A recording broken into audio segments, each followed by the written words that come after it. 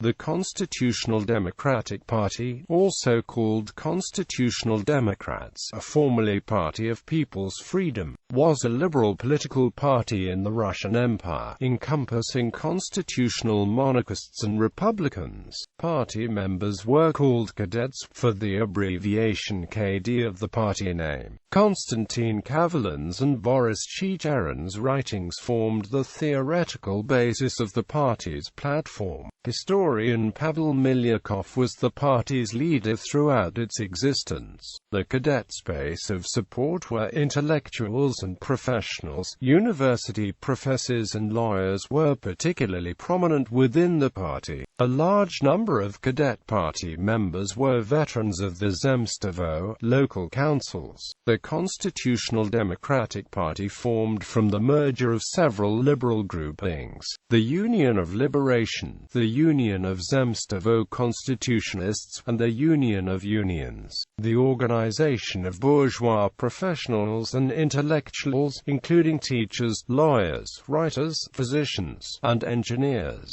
The Cadets' liberal economic program favored the workers' right to an 8-hour day. The Cadets were unwaveringly committed to full citizenship for all of Russia's minorities and supported Jewish emancipation. The party drew significant support from Jews and Volga Germans, and a significant number of each group were active party members.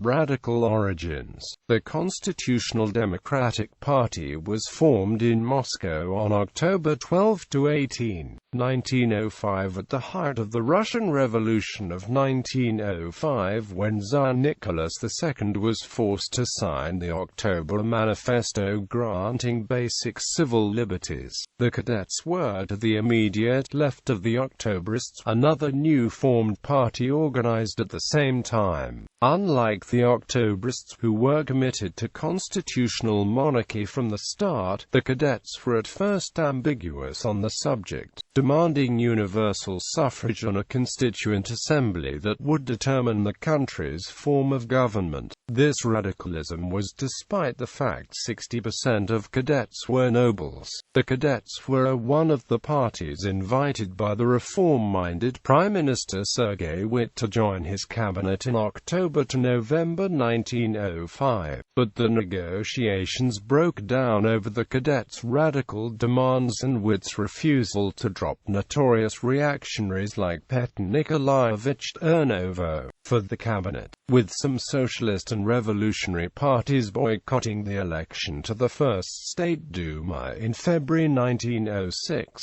The Cadets received 37% of the urban vote and won over 30% of the seats in the Duma. They interpreted their electoral win as a mandate and allied with the left-leaning peasant Trudovik faction, forming a majority in the Duma. When the declaration of legislative intent was rejected by the government at the start of the parliamentary session in April, they adopted a radical oppositionist line, denouncing the government at every opportunity. On July 9, the government announced that the Duma was dysfunctional and dissolved it. In response, 120 Cadet and 80 Trudovik and Social Democrat deputies went to Vyborg and responded with the Vyborg Manifesto, written by Miliukov. In the manifesto, they called for passive resistance, non-payment of taxes and draft avoidance. The appeal failed to have an effect on the population at large and proved both ineffective and counterproductive, leading to a ban on its authors, including the entire Cadet leadership, participation in future Duma. This was further accentuated by the force of the Tsar trying to control and deteriorate the power of the Duma. It wasn't until later in 1906, with the revolution in retreat, that the Cadets abandoned revolutionary and republican aspirations and declared their support for a constitutional monarchy. The government, however, remained suspicious of the Cadets until the fall of the monarchy in 1917. Finnish liberal politician mathematician and professor of jurisdiction and politology, Leo Mechelin, was expelled 1903–1904. When the Kadets were preparing to form a party, Mechelin cooperated with them and wrote them a liberal constitution for Russia, to be enforced when they would get into power. At the time of Vyborg Manifesto, Mechelin was already the leader of the Finnish government, which implemented the universal right to vote and freedoms of expression, press, congregation, and association.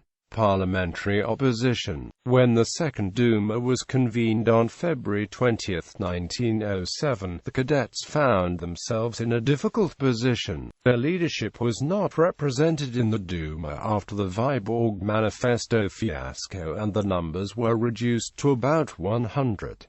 Although still the largest faction in the Duma, they no longer dominated the parliament, and their attempts to concentrate on lawmaking were frustrated by radicals on the left and on the right who saw the Duma as a propaganda tool. Although the Kadets had moderated the position in the Second Duma, in May 1907 they refused to vote for a resolution denouncing revolutionary violence, which gave the government of Pyotr Stolypin a pretext to dissolve the Second Duma on June 3, 1907 and change the electoral law to drastically limit the representation of leftist and liberal parties. Due to the changes in the electoral law, the Kadets were reduced to a relatively small opposition group in the Third Duma. Although excluded from the more important Duma committees, the Kadets were not entirely powerless and could determine the outcome of certain votes when allied with the centrist Octoberist faction against right-wing nationalist deputies.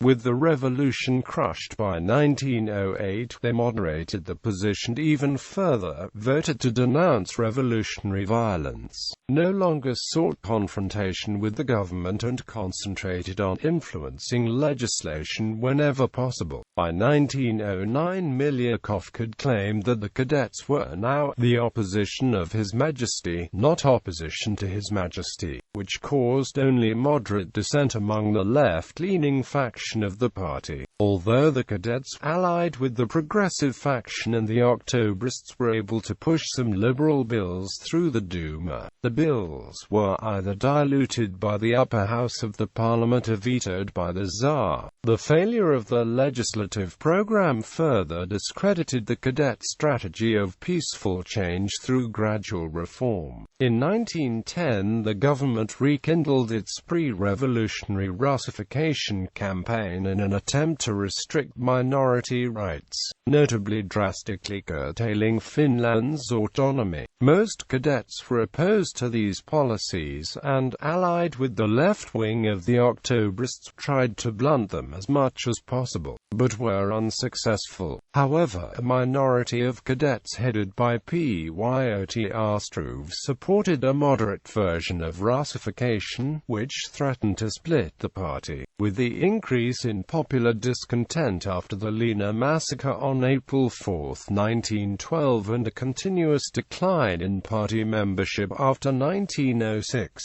the rift in the party became more pronounced. Cadet leaders on the left, like Central Committee member Nikolai Vissarionovich Nekrasov, argued that the Duma experience had been a failure and that constructive work was pointless under an autocratic government. Cadet leaders on the right, like Central Committee members Vasily Maklakov, Mikhail Chelnikov, Nikolai Gredeskal and Ariadna Tikova-Williams, on the other hand, argued for a shift to the right. The disagreements were temporarily put aside in July 1914 at the outbreak of World War I, when the Cadets unconditionally supported the government, and found an outlet for their energies in various kinds of relief work under the umbrella of the All-Russian Union of Zemstvos and the All-Russian Union of Cities. Once the initial outburst of national unity feelings died down in mid-1915 as Russian retreat from Galicia showed the government's incompetence, incompetence. The Kadets, together with the progressive faction, the Octoberist faction and a part of the nationalist faction in the Duma, formed the Progressive Bloc in August 1915, which was critical of the government's prosecution of the war and demanded a government of popular confidence. As Russia's defeats in the war multiplied, the Kadets' opposition became more pronounced, culminating in Miliukov's speech in the Duma in October 1916, when he all but accused government ministers of treason. 1917 Revolution. During the February Revolution of 1917, cadet deputies in the Duma and other prominent cadets formed the core of the newly formed Russian provisional government with 5 portfolios. Although exercising limited power in a situation known as dual power, the provisional government immediately attempted to deal with issues of the many nationalities in the Russian Empire. They introduced legislation abolishing all limitations based on religion and nationality and introduced an element of self-determination by transferring power from governor-generals to local representatives. They issued a decree recognizing Polish autonomy, more as a symbolic gesture in light of the German occupation of this territory. However, this tendency was limited as most of the ministers feared a breakup of the empire. One of the cadet leaders, Prince Lvov, became prime minister and Miliukov became Russia's foreign minister, a radical party just 11 years earlier. After the February Revolution, the Kadets occupied the rightmost end of the political spectrum since all monarchist parties had been dissolved and the Kadets were the only openly functioning non-socialist party remaining. The Kadets' position in the provisional government was compromised when Miliukov's promise to the Entente allies to continue the war was made public on April 26, 1917. The resulting government crisis led to Miliukov's resignation and a power-sharing agreement with moderate socialist parties on May 4–5.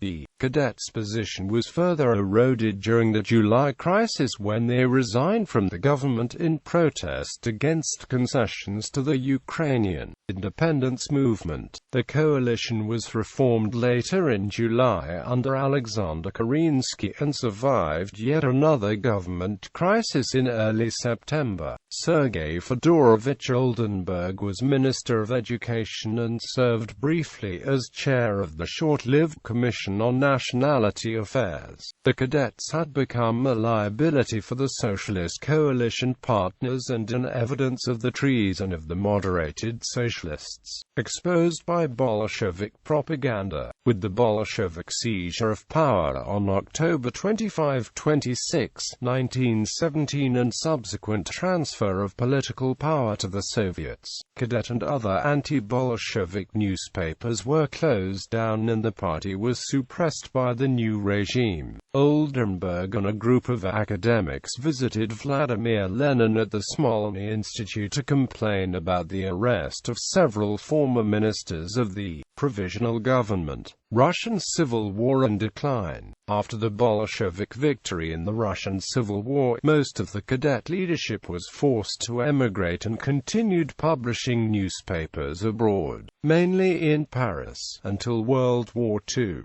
However, Oldenburg negotiated a working relationship between the Russian Academy of Science and the Bolsheviks, signing an agreement that the Academy supported the Soviet state in February 1918. Refoundation. A party called Constitutional Democratic Party, Party of Popular Freedom, was founded in the then Russian SFSR in 1990, based on the program of the historical Cadet Party.